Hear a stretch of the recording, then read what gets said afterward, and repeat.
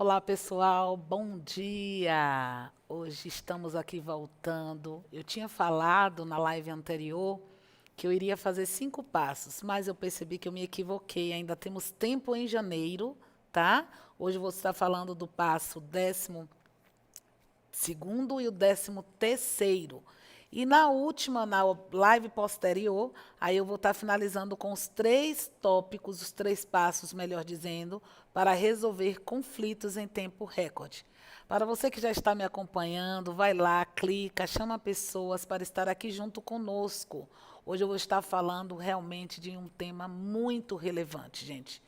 Antes de começar a falar desse tema, eu gostaria que você convidasse pessoa. Você que está aí de Salvador, da Bahia, você que está aí do Rio de Janeiro com a gente, São Paulo, tá? Santa Catarina, nós estamos aqui juntos mais uma vez e eu gostaria sim que vocês estivessem chamando pessoa para estar assistindo com você esta live.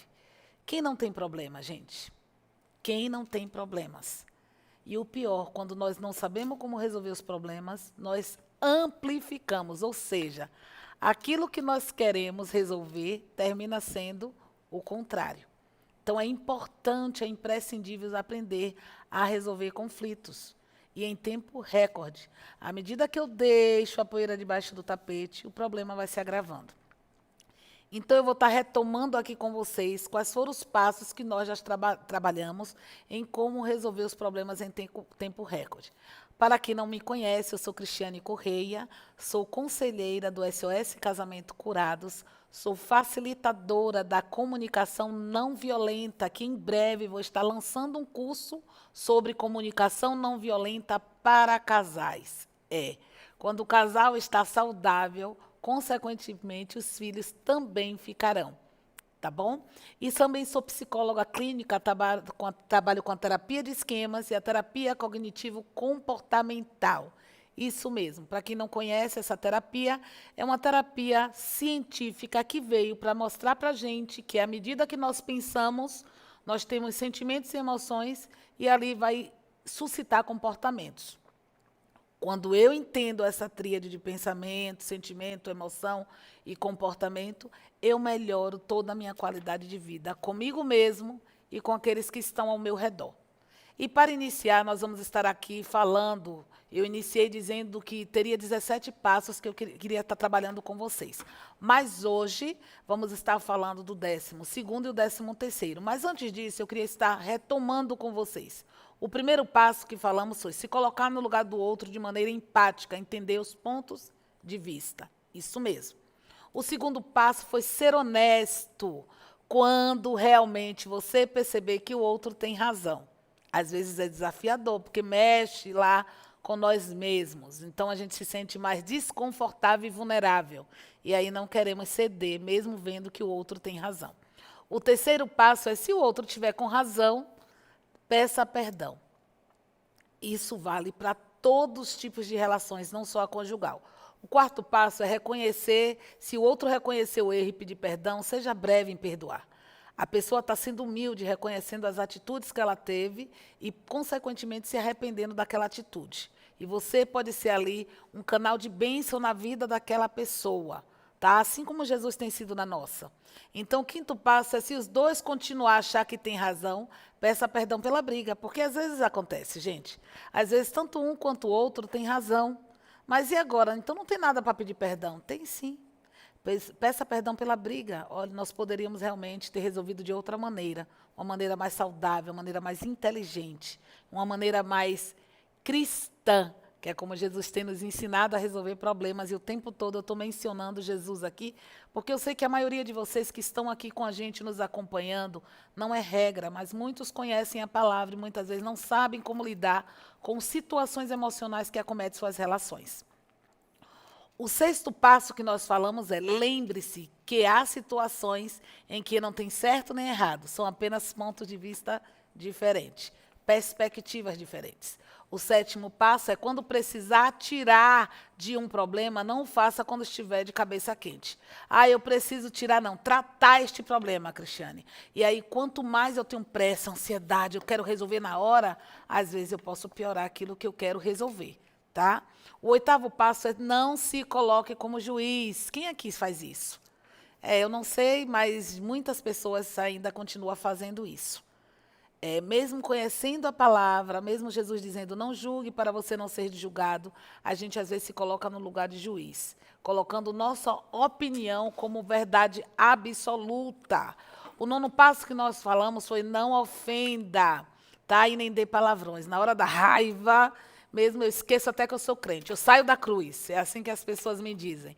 Mas isso não é legal, eu preciso entender porque eu estou com raiva. E quando eu entendo, eu vou compreendendo o que ocasionou, o que gerou esta raiva em mim. Nada mais justo de nós compreendermos os feedbacks que o nosso corpo nos dá. E a raiva, as emoções, melhor dizendo, é um feedback importantíssimo. Ela sinaliza quando a gente está bem e quando também nós não estamos bem. E faz parte. Tá? O 10º passo é não dar chilique nem ter ataque de nervosismo. Comportamentos desadaptativos que aprendemos, às vezes, na nossa infância, nós levamos para as nossas relações como adulto e não funciona mais. Tá? Eu sei que muitas vezes os pais erram tentando acertar e quando a criança berra dentro do shopping, meu Deus, que vergonha, que horror, aí eu tento acolher, chega em casa, você vai ver. Mas isso nada pior do que o que você tem ocasionado na vida dessa criança. Você mostrou para essa criança uma maneira que ela aprendeu de resolver e conquistar as coisas que ela deseja. Ou seja, brigando, fazendo birra. E levamos isso, às vezes, sem perceber para a nossa fase adulta. E onde se desdobra? No casamento. Isso mesmo. Então, hoje nós falamos do 10º passo, hoje nós vamos falar do 13º. Na outra live nós falamos do 10º passo, que foi o 11º. Não interrompa quando o outro estiver falando. Nossa, é um desafio muito grande. É um desafio porque nós não fomos treinados a escutar o outro de maneira empática. Nós não aprendemos isso. E isso é construído lá na nossa tenra idade até os dias atuais. Então, o 12º passo foi escute de verdade. Não tem como eu escutar meu cônjuge assim, não tem como eu escutar o cônjuge... Não, eu preciso ter uma escuta empática, ouvir, não tentar responder aquilo que eu quero, que eu estou ouvindo, eu já quero me defender. Não, isso não funciona. Então, são passos, gente, aqui imprescindíveis e que eu, de forma pedagógica, aqui, eu quis trazer para vocês nessas lives uma maneira de resolver problemas em tempo recorde. Eu sei que nós entramos no novo ano, mas os problemas acabaram de existir? Pararam? Não. A Bíblia diz que no mundo nós vamos ter sempre aflições, mas temos que saber lidar com isso tendo bom ânimo. E para ter bom ânimo, as minhas emoções têm que estarem reguladas. Eu preciso saber lidar com a raiva, eu preciso saber lidar com a tristeza, com emoções, com alegria, tá? Porque a euforia em excesso também não é nada saudável. Ou seja, tudo que está desajustado gera realmente desequilíbrio em nós e naqueles que estão ao nosso redor. Então, para iniciar, você que está aí, convide pessoas, que eu vou estar falando hoje do 13º passo, isso mesmo. Não desvie o foco da discussão. Uau, quem nunca? Quem nunca estava assim conversando com o cônjuge, com um amigo, com um professor, com um pastor, e na hora que veio algo ali que foi falado que você não queria entrar em contato com aquilo, você desvia o foco. Pois é, fugir do assunto em questão é algo muito comum, gente, que acontece. E eu vou mostrar aqui para vocês. Talvez você faça, nossa, Cristiane, mas eu não faço isso. Será que você não faz? Nós vamos ver aqui hoje. Então, para iniciar, eu queria que vocês compreendessem.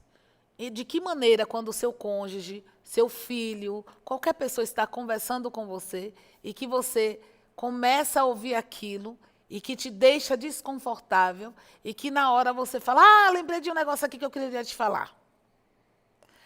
A gente acha isso muito natural, só que não é.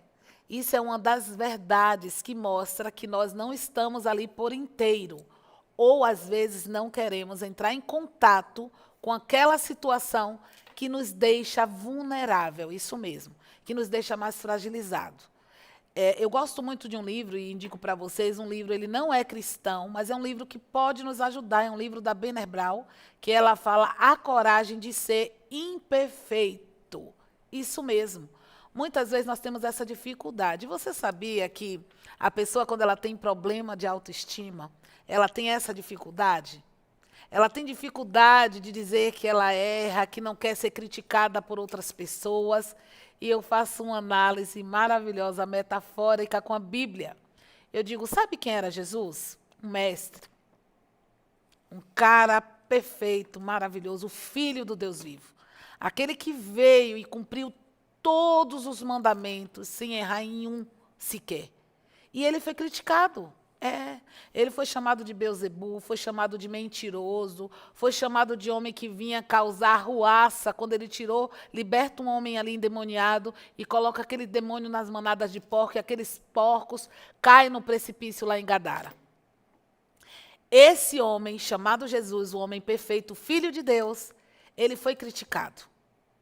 Por isso que nós temos que aprender, sim, a lidar com as críticas. E muitas vezes elas começam dentro da nossa casa. Eu preciso aprender a lidar e refletir sobre se aquilo que dizem sobre mim realmente é uma verdade. Se for, nada mais justo, eu vejo que está prejudicando a minha relação, eu entender e melhorar. Isso faz parte. Mas e se não? O que você faz com isso? Você para de viver? Você se esquiva? Você para de estar ali no meio de pessoas porque você foge das críticas? Então, é importante vocês entenderem que ser vulnerável faz parte do ser humano. Se sentir fragilizado faz parte da nossa vida humana. E, às vezes, as pessoas não se aceitam, principalmente nos dias atuais, tantas redes sociais, tantas comparações. Isso não vai parar de existir. E isso tem prejudicado muitos cristãos que eu tenho aconselhado, para entender quem eles são, as suas identidades como filho de Deus, e também melhorar os seus relacionamentos, que no casamento também se discorre essa demanda de autoestima com problemas, com a autoestima baixa, uma autoestima que não foi trabalhada. E onde ela é trabalhada? Na nossa infância. É lá que começa a construção de uma autoestima fortalecida. Mas que bom que se você não teve este ambiente funcional para trabalhar com essa autoestima, hoje você consegue também melhorar isso. Aprendendo, entendendo que você não precisa fugir daquilo que te deixa desconfortável. Você não precisa fugir das suas vulnerabilidades, mas enfrentá-las. Porque à medida que eu enfrento aquilo que me gera desconforto, eu preciso aprender como estar lidando com aquilo e como melhor solucionar o problema. Então, falando aqui no passo 13, não desvie o foco na discussão, não fique fugindo do assunto. Eu sempre digo que isso é o sintoma e a causa, o que leva as pessoas a fazerem isso. Quando uma discussão começa, gente, algumas pessoas que querem encontrar uma forma de fugir do assunto em pauta. Elas estão lá falando de algo e quando quer fugir, eu vou desviar, vou sair pela tangente aqui. Querem desviar o foco da discussão. Talvez você até se pergunte, mas por que alguém vai fazer isso? Se eu estou ali para resolver o problema, e por que a pessoa tende, Cristiane, a fazer isso? Há pelo menos, tá? Tem muitos outros. Eu vou falar aqui do mínimo, porque o tempo não é suficiente para nós abordar todos os temas. Há pelo menos 3 motivos que as pessoas fogem, às vezes, de uma discussão e desviam o foco. Porque ela sabe que não tem razão, está errada, mas não quer reconhecer. Porque o assunto deixa a pessoa desconfortável, que eu acabei de dizer. Ou porque ela quer tornar o outro culpado. Quem faz isso aqui? Eu nunca. Às vezes eu quero tornar o outro culpado quanto eu. Eu não quero ficar sozinha nessa parada aqui. Não, meu marido também é culpado, ele também errou. Isso é muito comum na sala de aconselhamento. Eu adulterei porque ela fez isso, ou eu adulterei porque ele não me dava atenção. E sempre estamos fugindo do foco do problema. Isso mesmo. Eu vou falar aqui uma situação muito hipotética, né? Que é quando um pai vai visitar um filho. E ali ele não comentou com este filho, ele sendo pai, eu sempre tive uma relação aberta com meu filho, e foi lá visitar o filho e a sua nora. Recém-casados, né? E esse filho e essa nora tinham planos, tinham projetos. Esse pai aparece lá e mexe em toda a rotina dinâmica deste casal. E aí essa esposa fica lá mesmo desconfortável, fazendo sala, dando atenção, e aquele pai lá alegre, feliz, porque ele foi visitar o filho, foi visitar a nora, e aquilo ali gera um desconforto em ambos, tá? E neste processo do desconforto, a tentativa muitas vezes de um dos cônjuges é desviar o foco da discussão. Vou dar um exemplo. E lá depois, quando esse pai vai embora, essa esposa, vou tratar aqui como uma mulher que diz que a mulher é mais rixosa, a mulher reclama mais. Aí essa esposa chega lá e diz assim, olha, que chato, seu pai veio, como assim? A gente tinha isso e isso para fazer, tinha nossos planos, você não tomou iniciativa, você não falou nada para o seu pai, você poderia dizer a ele que a gente tinha um compromisso, você apenas pegou o compromisso que nós tínhamos e abandonou para dar atenção, enfim, isso me deixou muito desconfortável, e aí começa uma discussão. O cônjuge, ele sabe que a esposa tem razão neste processo. Porém, talvez a tentativa desse marido seja desviar o foco, desviar do que está acontecendo, por 3 motivos que eu listei no início, lembra deles? Ele sabe que a esposa tem razão, então os pais não deveriam ter vindo sem ter avisado. Ele reconhece isso. O assunto deixa ele desconfortável, afinal de contas, são os seus pais. E agora? Não é pai dela, é sogro. Mas é meu pai, poxa, meu pai veio de longe, me criou, eu fiquei desconfortável em dizer para o meu pai, olha, meu pai, eu não vou poder lhe dar atenção. Embora ele não tenha avisado. Ou então ele quer tornar a esposa tão culpada quanto ele. De que maneira? Afinal de contas, ela também tem irmão, que também já deu trabalho para a gente. Afinal de contas, a mãe dela também não é fácil. Aí começa. E aí começam os problemas. O que é que eu fiz? Eu desviei o foco. Percebe como isso são situações muito comuns e às vezes a gente não se atenta para os motivos que levam a pessoa a desviar do foco. Então, se um casal quer resolver o problema em tempo recorde e não pode ficar se desviando do foco. Quanto mais eu faço esse movimento, menos eu me conheço, menos eu conheço meu cônjuge e menos eu fortaleço as minhas relações no casamento. Quando eu digo minhas relações, porque sofre também os filhos que estão debaixo desse teto. Então, nada mais justo do que entender o que leva uma pessoa a desviar do foco. Porque geralmente nós só julgamos, toda vez que eu estou falando ele foge. E aí eu preciso ter uma comunicação assertiva. Por que eu vou falar do curso da comunicação não violenta? Porque nós damos 4 passos básicos. É a base que o Marshall Rosenberg, um psicólogo, ele trouxe, criou esta abordagem, sendo psicólogo, ele entendeu o que leva pessoas geralmente a entrar em conflitos. E ele fala do passo 1, que nós devemos observar toda a situação sem julgar e sem estar ali interpretando. Lembra que eu falei na live anterior, na semana passada? Quando nós interpretamos, as interpretações que fazemos têm muito a ver com a nossa crença, as nossas experiências de mundo que nós criamos no discorrer da nossa história. Por isso que ele pede que observe sem julgar e sem interpretar. Segundo, ele pede, entre em contato como você está se sentindo, com seu sentimento, com sua emoção. Isso é importante. Estar ali nesse caso hipotético, essa história que eu trouxe. Lembra, quando eu digo que este pai veio, este filho na hora, ele foge do foco, mas ele não percebe o ponto talvez que a esposa ficou tão chateada, tão triste, tão enraivecida. Então, acolher o outro e se acolher. Nossa, percebo também que realmente você tem razão diante disso. Mas eu fiquei tão desconfortável, eu não soube como falar para o meu pai. De que maneira você poderia me ajudar? Gente, é imprescindível como dar certo.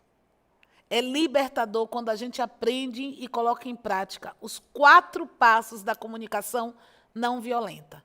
E eu vou estar em breve, ia ser no final de janeiro, mas eu creio que no início de fevereiro vamos estar lançando o curso, eu e meu esposo, é a comunicação não violenta para casais. Por quê? Porque é uma maneira de ajudar vocês com ferramentas que a psicologia traz para ajudar a gente a melhorar nossas relações. E, de verdade, a pessoa que mais vai ser assim, privilegiada, é nós mesmos, quando colocamos em prática. Porque você vai sabendo, entrando em contato com quem você é, com seu sentimento, com sua emoção, com a sua necessidade. Então, primeiro o macho fala para observar, o segundo ele diz, fale do seu sentimento, mas também leve em conta o do outro. Leve em conta o do seu cônjuge. Quando eu li isso, de quem eu lembrei? Eu lembrei de Jesus, que o tempo todo ele pede que nós olhemos para o outro de maneira empática, que nós perdoe, que nós entre em contato com a nossa dor, mas também acolha a dor do outro. Por isso que ele fala, ame o próximo, como você mesmo, como você gostaria de ser visto nessa situação. É essa fala que Jesus quer trazer para nós. E eu digo, um livro tão antigo e que nos ajuda em pleno século XXI, em plena era tecnológica, em plena era da psique, da tecnologia, do avanço da medicina. Esse livro ainda continua ajudando a gente a ser melhor. O terceiro passo, Marshall fala das necessidades. Por exemplo, qual foi a necessidade nessa situação hipotética que eu trouxe, quando este marido desvia o foco? Percebe? Ele começa a atacar, às vezes, a esposa, ele reconhece que essa esposa tem razão, e ali ele se sente desconfortável diante de tudo isso e não quer estar sozinho naquela situação. Então, a necessidade, muitas vezes, é atenção, compreensão, acolhimento. Só que a gente, na hora do calor da emoção, do acontecimento, da situação, a gente pensa nisso, gente? Não. E aí, é apagando fogo, jogando gasolina. E aí, quando chegam até nós, no SOS, no setting terapêutico, as pessoas dizem, eu não consigo mais lidar com essa situação. E quando a gente vamos ali esmiuçando a situação, cada dia vocês vão sendo ministrados, vocês vão entendendo que as ferramentas que eu estava utilizando, Cristiane, realmente não eram as necessárias para aquela situação. Por exemplo, desviar o foco não ajuda, só piora. Só que eu justifico, ou seja, os meus esquemas e as minhas crenças justificam isso, por isso que a terapia cognitiva comportamental, a gente diz que o sujeito acessa pontos inconscientes, mas de maneira consciente, para não se sentir tão desconfortável. É basicamente isso. Quando eu culpabilizo o meu cônjuge, eu não quero estar sozinho, eu quero dizer que ela também ou ele também erra. E isso não ajuda a melhorar e nem resolver o problema. Aí começa o contra-ataque conjugal. E é aí que está o caos. O caos do maior patrimônio, que é a nossa família. É só no casamento, Cristiane? Não. Filhos, adolescentes, que às vezes quando chegam também na terapia, eles falam, como eu gostaria, quando nós usamos as técnicas de roleplay, né? Eles falam assim, como eu gostaria que minha mãe agisse dessa maneira. E o que é que nós ensinamos? Você agora vai falar com sua mãe de que maneira você gostaria que ela agisse. Porque os filhos aprenderam que o que eles falam não tem valor. O que eles falam não pode ser nem levado em consideração. E isso é uma mentira, uma crença que nós carregamos trazendo para a nossa família. Porque Jesus disse, deixai as crianças virem a mim, porque das tais é o reino de Deus. Por que será que Jesus falou isso? Será que as crianças naquela época eram valorizadas? As crianças têm muito a nos ensinar como adultos. E está lá a voz profética, quando o profeta diz que nos últimos dias os filhos estariam convertendo o coração dos pais. É compreender de que maneira nós podemos mudar as nossas atitudes e comportamentos com o outro. Então, se você tem aqui nesse passo 13º, fazendo ainda esta mudança de foco, eu te convido para você no próximo mês estar comigo no curso da comunicação não violenta. Por quê? É importante eu entrar em contato com essas necessidades e com esses sentimentos, porque eu não aprendi e às vezes eu não vou saber colocar isso em prática sozinho. Por isso é importante buscarmos ajuda e conhecimento, para nós melhorarmos as nossas habilidades. E o que eu trouxe aqui nesse passo 13º? Porque isso é muito comum, gente. Mudar o foco. Porque eu não quero dizer que eu estou vulnerável, que eu fiquei triste com aquela atitude do meu pai, mas também não quero comprometer o meu casamento. E aí eu acho que quando eu mudo o foco, eu vou resolver o problema. E como eu mudo o foco? Contra-atacando o meu cônjuge, mudando a situação, não levando em conta o sentimento e a necessidade deste outro. E de que maneira, Cristiane, a gente pode resolver isso? Quando o pai vem, entra e ele não toma uma posição, não toma uma postura. Quer entender porque ele não está conseguindo tomar. Geralmente as pessoas diziam assim para mim, Cristiane, mas ele não quer, ela não quer. Eu digo, ou não consegue. Lanço a interrogação. Percebe quando eu digo ele não quer, eu estou julgando? E quando eu digo ele não está conseguindo? Ou não sabe como? É melhor você estando neste lugar ouvir isso? Ou não quer? Eu sempre digo, tente, gente. É um desafio para exercitar empatia. Se colocar no lugar do outro. Não é apenas, eu estou vendo, eu estou no lugar dele. Não. É entender o que ele está sentindo naquele lugar. De que maneira ele está entendendo e enxergando aquela situação. E como eu posso fazer isso? Perguntando. Como você se sentiu quando seu pai fez isso? Como foi para você? E às vezes até ensinando. Olha, o que você acha se de outra maneira nós falássemos, já que você tem dificuldade de falar não para os seus pais ou para outras pessoas, você falar assim, olha, eu vou ver aqui com a minha esposa, com meu esposo, e já te ligo para falar sobre os meus planos. E se acontecer dessa maneira estratégica, que eu trouxe aqui na situação hipotética que eu criei, o pai foi lá sem avisar, tenta, da próxima vez, alinhar os objetivos com seu marido. Se isso acontecer novamente, como podemos fazer? Tenta alinhar com a sua esposa. Tenta alinhar com seus filhos. E se um casal quiser resolver o problema em tempo recorde, não pode ficar desviando o foco. Ou melhor, não deve. Quando eu digo não pode, eu acho muito autoritarismo. Quando eu digo não deve, eu digo isso traz prejuízos a você. Volto a dizer a palavra que eu vou estar falando o tempo todo, essa ilustração da Bíblia, esse acontecimento, esse fato com a mulher adúltera. Ele disse, olha, não peques mais, para não te suceder algo pior. O tempo todo que Jesus nos corrige e nos confronta é para nos ajudar, é para nos levantar. Por isso que ele diz, eu corrijo aqueles que eu amo. De que maneira você tem corrigido o seu cônjuge? Seu filho? É mudando de assunto? É mudando o foco? É usando rótulos, palavras pejorativas, que só denigre a imagem um do outro, só piora o problema? E é por isso que estamos aqui, acreditamos que tem maneiras, sim, de resolvermos problemas em tempo recorde. Tá? E você que está aí, vocês podem estar preparando suas perguntas.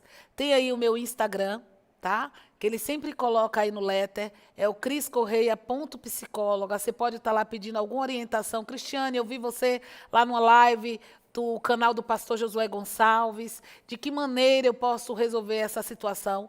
Lógico, não vamos fazer terapia, porque a terapia não é um fato, um encontro isolado. É um processo investigativo, é um processo científico que a gente precisa estar investigando através de ferramentas, propostas, junto com o paciente.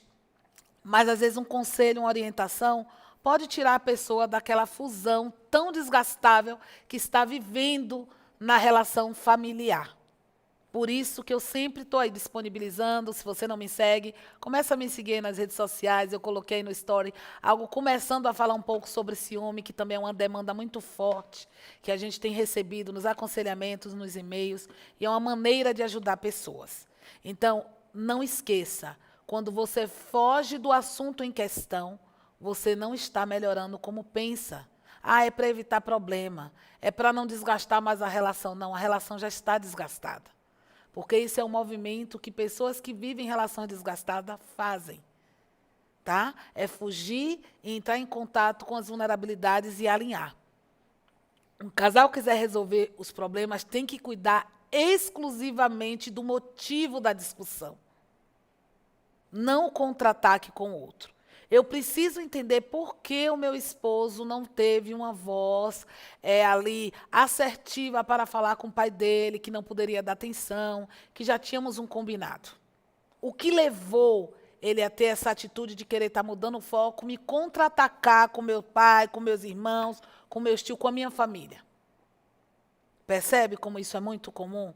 Então, quando eu olho para o motivo da discussão, eu entendo que aquele motivo ali desencadeou, tá, situações desconfortáveis, tanto em mim quanto nele. E aí começa o problema. Então, olhar para a causa é importante. Tá? O motivo, o que motivou. Por exemplo, o que motiva a febre? Um quadro infeccioso. Mas se eu trato só com antitérmico, a febre vai ficar recorrente. Eu preciso entender aquela febre, investigar qual é o quadro infeccioso para poder agir de maneira assertiva, diretiva no problema. E o problema não é o seu cônjuge, o problema não é a família. O problema é a maneira como vocês estão lidando com tudo isso. Mesmo que seja um assunto chato, gente, indigesto, mas a gente precisa entrar em contato. Porque se um dos dois fugir do foco, o problema vai continuar lá. E vocês se afastando, e vocês deixando a situação do casamento mais fragilizada. E o problema continua intacto. Ou melhor, mais fortalecido, mais rígido. Percebe a importância de entender por que as pessoas mudam o foco? E não querem entrar com o sofrimento em questão? Às vezes até, olhando para o lado da psicologia, pode ali levar vocês a entenderem que as experiências que tiveram na infância viram muitas vezes quando os pais tentavam conversar, brigavam. Então, eu acredito que conversar gera briga. Então, eu não quero conversar. É assim que se forma uma crença. Não é regra. Cada ser humano interpreta aquilo que ouve e observa de uma maneira. Por isso é importante nós agirmos de forma personalizada. E o que seria, Cris, trabalhar de forma personalizada? É agora o passo 4. 14º, desculpa. Não compare o outro. Quem aqui faz isso, gente? Quem aqui faz isso? O ser humano tende muito a fazer isso. Comparar pessoas. E isso é muito violento. Cada instrumento tem a sua funcionalidade.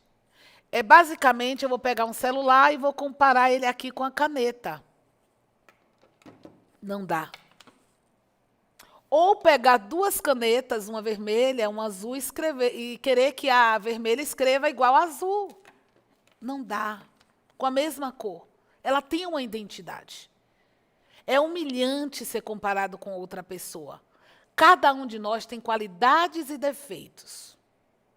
Deus é lindo, perfeito. Sabe quando você olha para a natureza? O que é que você vê lá na natureza? Árvores com cores iguais? Flores com cores iguais? Tipologias iguais? Não. Diferentes. E, biblicamente, o que é que Jesus fala? Que nós somos um corpo. E no nosso corpo, o olho é igual a boca, o nariz, o cabelo, a unha, o dedo? Não. Cada um tem sua função. E um modo de funcionar. Cada um tem a sua importância no corpo. As pessoas dizem que o dedão do pé, ele é que gera o equilíbrio de nós nos mantermos em pé. Quando este dedão do pé é retirado, a pessoa tende a ficar mais desequilibrada, caindo com mais facilidade. E agora? Será que o dedão do pé é menos importante do que o olho, do que a boca? Quando eu faço comparações, eu estou sendo violento. É uma maneira. Isso é muito comum com as mães. Os filhos têm personalidades diferentes, temperamentos diferentes. E ela diz assim, nossa, mas fulano não me deu trabalho. Cicrano me dá. Percebe? Às vezes quer usar a mesma técnica de falar com fulano, a mesma para cicrano não vai funcionar. Não dá para funcionar. Deus, quando chama os 12 discípulos, cada um ele falava de uma maneira, com Pedro, com Paulo, com João. Com nós, o Senhor fala e nos chamou com objetivos, propósitos diferentes. Eu nunca, jamais vou ser melhor do que você que está aí me assistindo. Talvez o teu objetivo na tua casa, na tua família, na tua igreja, na tua comunidade, para Deus tenha muito mais valor do que uma patente apenas acadêmica que nós construímos. Isso não impede você buscar o conhecimento, mas que você também não venha desmerecer quem você é e o seu valor. Isso nas relações também do casamento. Esse é um dos motivadores também que gera conflitos. Quando eu faço comparações no meio da comunicação, no meio ali do diálogo com meu cônjuge, com meu filho, eu só faço segregar. Eu não estou olhando para as qualidades que este outro tem. Uma das coisas desagradáveis que existe para uma pessoa é quando ela é comparada com outra, gente. Quem se sente feliz com isso? Quem se sente feliz quando faz comparações? Percebe que a gente não olha? Vou dar um exemplo para as mulheres. Nossa, eu queria o corpo tal. Na hora que você pensa isso, pô, aquela mulher é linda. Qual é a emoção, o sentimento que você tem de alegria pensando isso? As comparações muitas vezes levam o outro a se denegrir, a se sentir menos importante. Na verdade, eu diria que isso é mais do que ser desagradável. É humilhar aquilo que Deus criou com muito valor. Não é a nossa cor da pele, nosso tipo de cabelo, nosso tom de voz, nosso sotaque que nos define.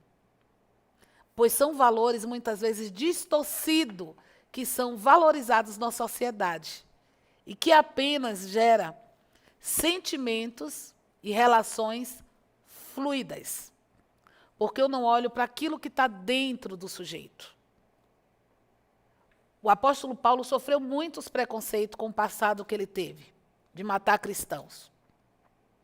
E naquele momento os cristãos ali também ficavam duvidando da mudança dele. Será que ele mudou mesmo?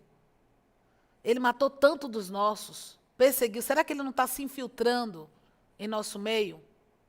Paulo teve que ter uma identidade fortalecida em Cristo, porque ainda que ele quisesse, ele não poderia dar certeza a essas pessoas. E como ele deu certeza? Com a vida, com o exemplo, com os frutos. E aí começaram a ver.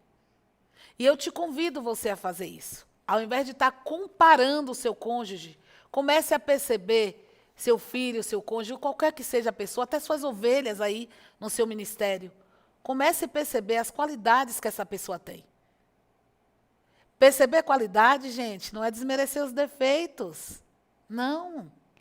É ver possibilidades, potencialidades nesse sujeito. Trabalhando com autistas, um certo dado momento da minha vida, eu trabalhei num processo de inclusão. Um dos maiores desafios foi mostrar para aquela escola que a criança era tão inteligente quanto aquelas que estavam ali. Apenas a maneira dela funcionar era diferente. E às vezes lidar com as diferenças é que nos faz intolerantes. E nesse dado momento, eu junto com a professora, a pedagoga, nós criamos um projeto em que fizesse uma atividade. Essa criança não ficava em sala de aula. Para essa criança, por que ela não ficava? Sendo autista, as pessoas, ela não entende, ela quer ficar brincando, não, ela não se sentia acolhida. Ela não se sentia parte do processo na sala de aula. E no momento nós planejamos ali uma estratégia interventiva, uma atividade que propôs para esta criança ela estar junto, da maneira dela e ali os outros também. Essa criança teve um olhar tão afetuoso, quando todos aplaudiram o trabalhinho que ela fez. Nós trabalhamos soprando, né, que ele ainda estava com a dificuldade da escrita, e criar os cabelinhos do boneco através da tinta no sopro. E todas as crianças tinham que fazer como ele, a mesmo processo. As crianças amaram, as crianças se divertiram com aquela atividade. E ele, o olhar dele de se sentir acolhido. Paz-me, uma criança de apenas 5 anos, ela pôde demonstrar com o olhar o quanto é bom nós se sentirmos acolhidos. E por que, diante de tanto conhecimento tecnológico, né, sofisticado, a gente tem essa dificuldade? Pois é, quando eu falo que comparar pode machucar muito uma pessoa, você imagine a tristeza de um filho quando os pais dizem que o irmão é melhor. Ou quando o filho diz para a mãe que o pai é mais legal ou vice-versa. Eu preciso saber o que é que está acontecendo para essa criança ter necessidade de comparar. Será que um dos pais atende mais às necessidades? O que é que eu ouço? Não, Cristiane, é porque o pai faz mais as vontades. É porque a mãe faz mais as vontades dele. Será vontade ou necessidades? É importante atentarmos para isso, gente. Por isso que eu falo que comparar é violento. Então, o mesmo acontece no casamento, quando o marido compara a esposa com outra pessoa, ou a esposa compara o marido com outra pessoa. É para causar uma ferida, não é necessário fazer comparações em um rival, tipo o ex-namorado.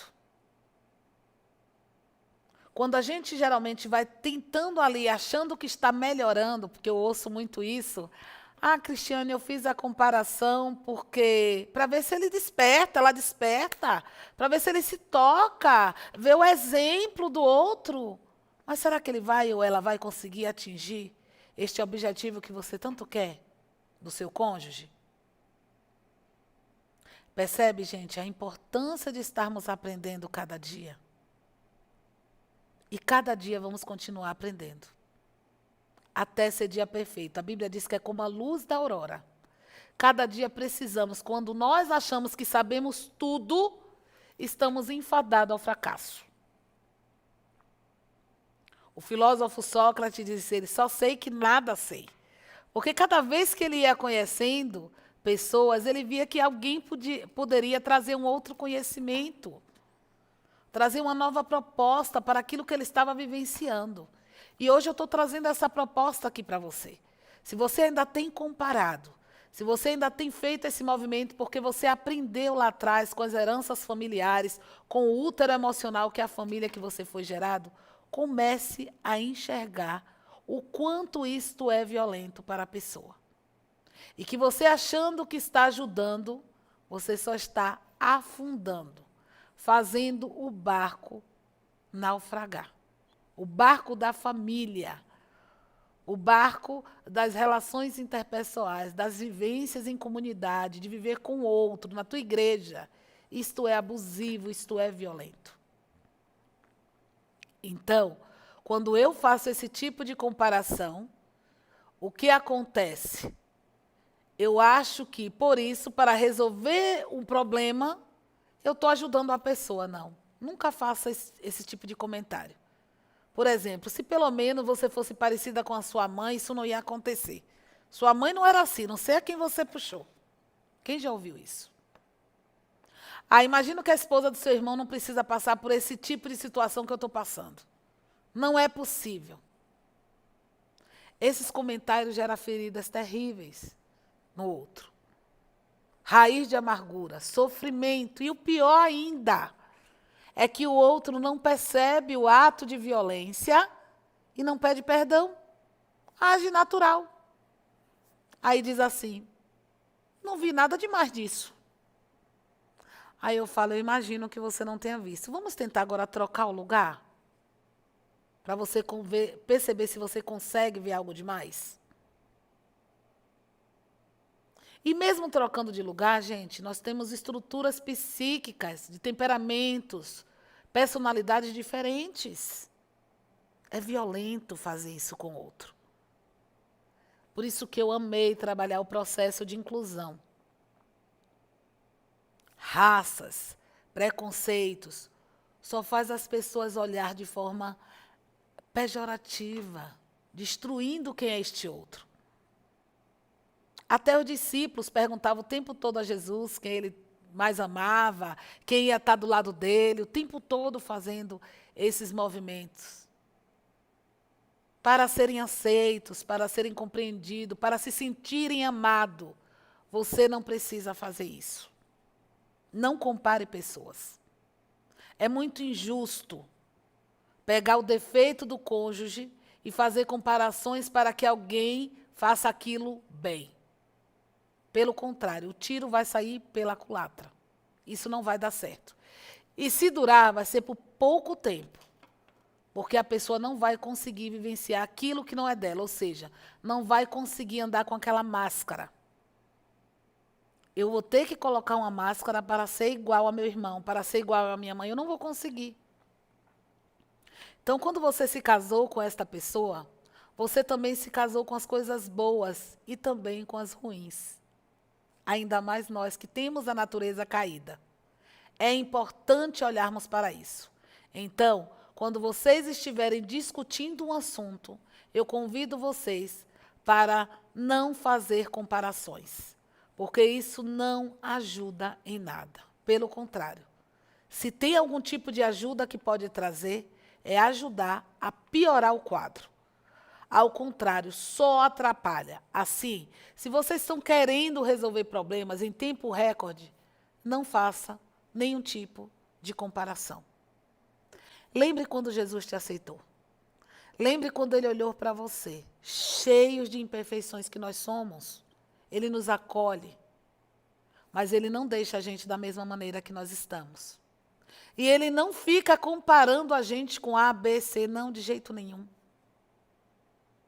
Ele trabalha na nossa vida de maneira personalizada.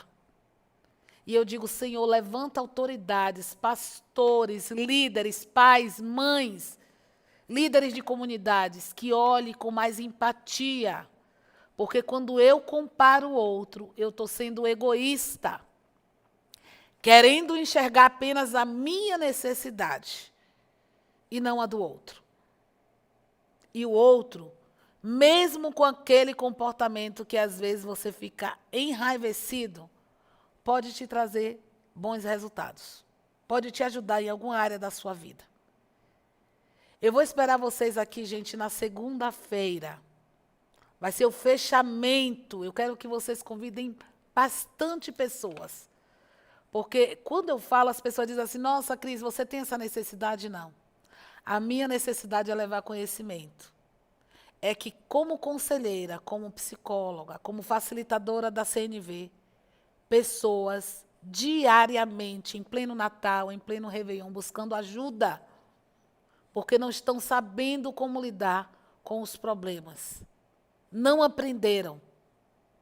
Não é porque eu sou melhor que elas em nada. Elas apenas não souberam. Tiveram um lar disfuncional, um ambiente que não auxiliaram a desenvolver essas potencialidades. E eu vou estar fechando aqui com vocês, na próxima live, o passo 15º, 16º e o 17º. E vamos encerrar, tá? Encerrar. E vamos começar o mês de fevereiro com uma surpresa, um tema maravilhoso, que vai ajudar muito a você que é líder de casal, você que está na igreja, que trabalha com famílias, você que gosta de aconselhar, você que é mediador de conflitos, a entender esta área que eu vou estar trazendo aqui, para estarmos aprendendo mais e mais. Tá? E dando também ferramentas a vocês, isso mesmo. As pessoas que me chamarem lá no próximo mês com um novo tema, eu vou estar disponibilizando ferramentas para vocês treinarem. Porque o treinamento leva a gente a cada vez estar melhor. Então, olha aí, está aí no Letter na TV, o meu Instagram, se você não me segue, segue lá. Eu quero convidar vocês também que têm dificuldade na comunicação. Você que acha, o meu casamento não está na UTI conjugal, eu nunca adulterei, meu esposo também nunca adulterou. Eu quero convidar vocês também para estar no SOS Casamento Curado. Eu louvo a Deus pela vida do pastor Josué e da pastora Rose, que entenderam a importância de trabalharmos de forma coesa, forma completa, forma contextualizada na nossa vida, entendendo padrões comportamentais, entendendo as crenças e os esquemas, entendendo a Bíblia, o que a Bíblia está falando naquele tempo e que ela é tão útil nos dias atuais. Então, se você está dizendo, Cristiane, mas eu não tenho um problema aqui com adultério na minha casa, mas quase 100% das pessoas têm problema na comunicação. E por isso está aí, ó, agora no Letra da sua TV, o WhatsApp para você estar chamando e querendo informações para se inscrever. Porque nesse mês de janeiro nós não temos, se eu não estou enganada, chama lá no WhatsApp, o pessoal, a equipe vai estar ajudando vocês da melhor maneira a entender a importância de melhorar a nossa relação. E quando fala SOS, é socorro, é ajuda, é emergência. Quanto mais cedo nós aprendermos a resolver conflitos, por isso que eu falei aqui, cada dia um passo, para você juntar todos esses passos e colocá-la em prática em tempo recorde. Como a Bíblia diz, não se deixe, não durma irado. Não deixe se pôr o sol com vocês irado. Resolve o problema. E para resolver o problema, eu preciso entender como resolver. Então, que Deus continue abençoando vocês. É um tempo novo, nós vivemos um 2020 cheio de desafios. Mas eu posso dizer que cada desafio que nós temos passado como cristão, como aqueles que acreditam na Bíblia, o Senhor disse que tudo coopera para o nosso bem. É muito desafiador entender esta palavra e se apropriar dela. Porque às vezes nós achamos injusto um vírus, mas muitas coisas são consequências. E nós temos que aprender a lidar, tomando nossas medidas preventivas, fazendo a nossa parte e melhorando a nossa família. Que Deus abençoe. Eu espero vocês para nós darmos o encerramento na próxima segunda-feira. Tá? Na próxima segunda-feira eu vou estar aqui com os 3 últimos passos de resolver os conflitos em tempo recorde. Deus abençoe e Deus engrandeça a vida de vocês em todo o tempo. Um abraço a todos vocês que estão aqui conosco, nos acompanhando. E não esqueça que na quarta o pastor Josué Gonçalves e na sexta a Gláucia Rocha está aqui também conosco neste canal. Um abraço a todos.